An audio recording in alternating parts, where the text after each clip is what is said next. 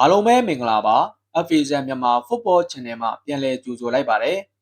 ကမ္ဘာအကောင်ဆုံး Premier League ရဲ့ပရိသတ်ကြီးခင်ဗျာ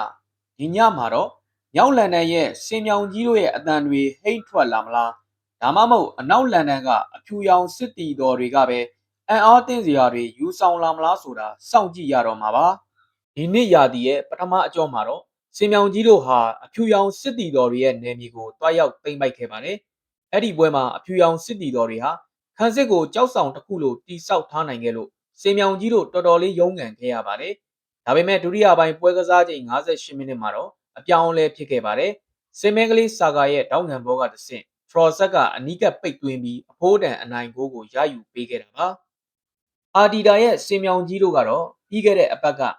ညက်ကြားတို့ရဲ့ခံတပ်ကိုဖောက်ထွက်ပြီးစင်မဲအစီကြောင့်တကိုးဂိုးမရှိဆိုတဲ့ရလဒ်နဲ့အတူ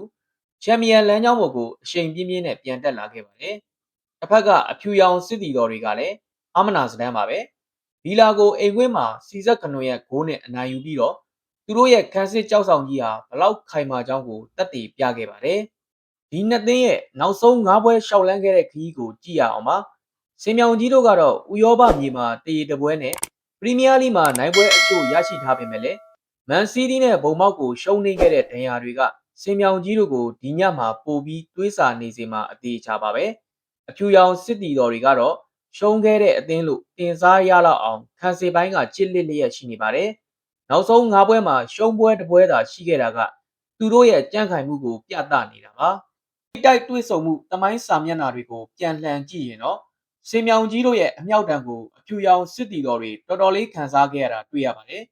ပြီးခဲ့တဲ့အောက်တိုဘာမှာစင်မြောင်ကြီးတို့ကတကိုးကိုမရှိနဲ့အနိုင်ယူပြီးနယ်မြေသိမ်းပိုက်ခဲ့တယ်လို့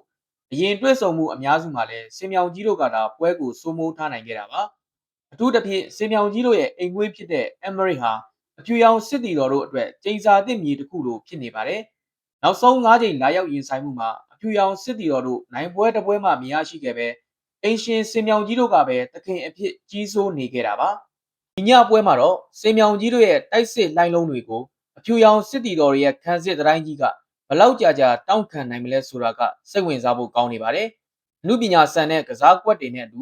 စင်မြောင်ကြီးတို့ရဲ့အိမ်ဝင်းမှာပြည်သက်တွေကိုအောင်ပွဲလက်ဆောင်ပေးသွားလိမ့်မယ်လို့ခံမှန်းရပါတယ်။စင်မြောင်ကြီးတို့ရဲ့အမြောက်တန်ဟိမလားအဖြူရောင်စစ်တီတော်ရဲ့ခန်းစစ်ကစားကွက်ကအလုပ်ဖြစ်မလားပြည်သက်ကြီးတို့ရဲ့အမြင်ကိုအောက်ကကွန်မန့်မှာခံမှန်းပေးခဲ့ကြပါဦး။အားလုံးကိုကျေးဇူးတင်ပါတယ်။